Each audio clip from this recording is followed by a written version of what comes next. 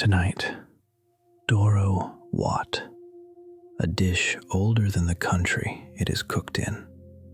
From the highlands of Gondar in Amhara, where the same slow fire has fed weddings and holy days for longer than anyone can name.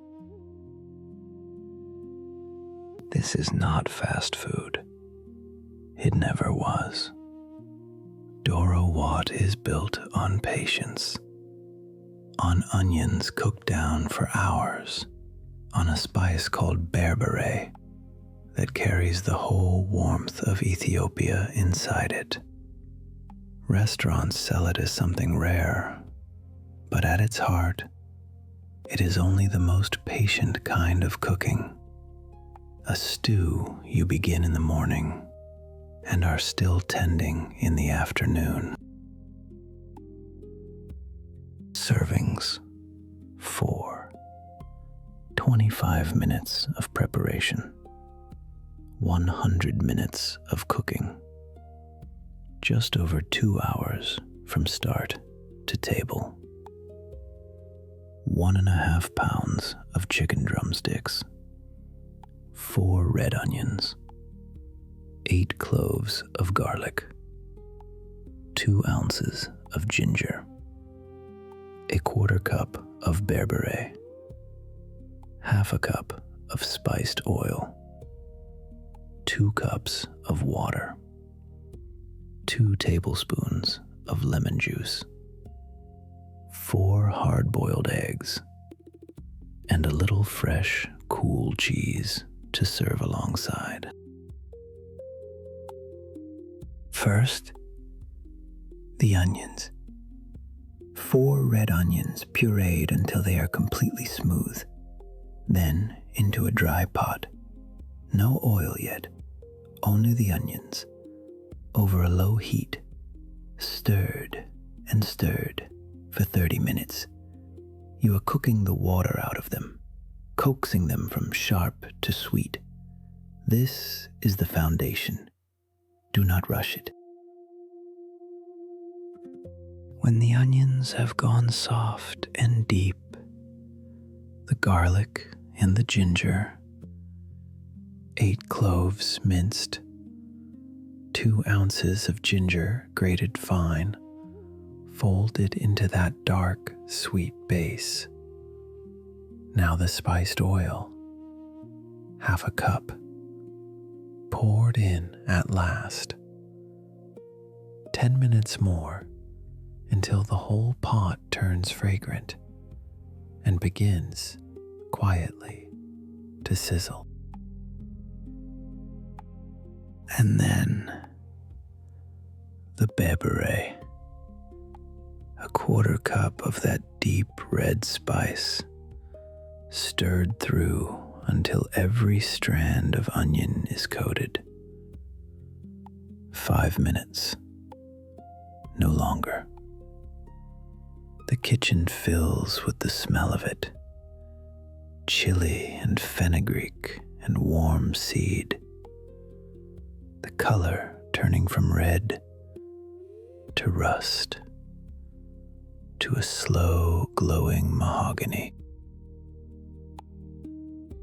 Now the chicken. 1.5 pounds of drumsticks laid into the sauce. 2 cups of water. 2 tablespoons of lemon. The lid goes on and the heat goes low. And now you wait. 45 minutes. The stew barely moves. A bubble rises, turns over, and is still. The sauce thickens, darkens, pulls close around the bone. There is nothing to do here but listen and let the time do its work. Near the end, the eggs. 4, boiled and peeled, gentle in the hand. Each one pricked once with a fork. Small holes, so the sauce can find its way inside. Folded into the stew for the last 10 minutes until they take on the color of everything around them, a deep, spiced red. And it is ready.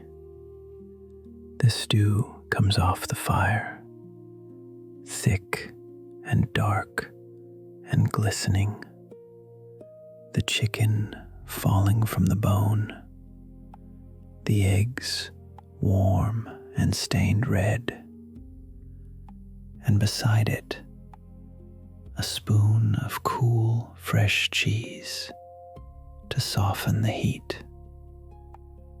This is Doro Wat, the way it has been made for a very long time. History and cultural origins. The Ethiopian Highlands are among the oldest kitchens on Earth. Here, thousands of years ago, people learned to grow teff, a grain so small it seems like dust, and to ferment it into injera, the soft, sour bread that every stew is served upon. A wat, like this one, was never meant to stand alone. It was made to be lifted by hand in a torn piece of that ancient bread. Long before the chili ever reached these hills, the warmth came from within them. Kurarima, Ethiopian cardamom, native to these forests, long pepper, fenugreek, rue. The spices of the highland were gathered, dried, and ground together into blends passed down through households, each one a little different.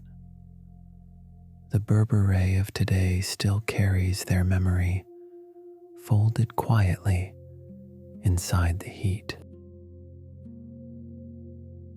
Then, some 400 years ago, the chili arrived. Carried across the Indian Ocean by Portuguese traders, it reached the Horn of Africa and found a home in the Highland spice bowl. Slowly, the pepper became the heart of Berbere, and Berbere became the heart of the Wat. The dish did not resist the change. It absorbed it the way it had absorbed everything before, and only grew deeper for it. In Ethiopia, this is not weekday food. Doro Wat is the dish of the feast. It is cooked to end the long fasts at Jenna, the Christmas of the Orthodox calendar, at Fasika, the Easter that follows 55 days without meat, and at weddings, where, by tradition, a new bride is asked to make her first. It is shared from a single platter. No plates, no forks, only the bread, the hands, and sometimes gursha, a bite lifted gently to the mouth of someone you love. Serve Doro Wat on injera, with a little cool cheese to answer the heat, the way it has always been eaten, from one dish together with your hands. Doro Wat is the rarest kind of recipe, one that has survived famine and empire and the long, slow turning of centuries. It survives because it was never trying to be impressive. It was only trying to feed the people who loved it. And the table, at last, is set.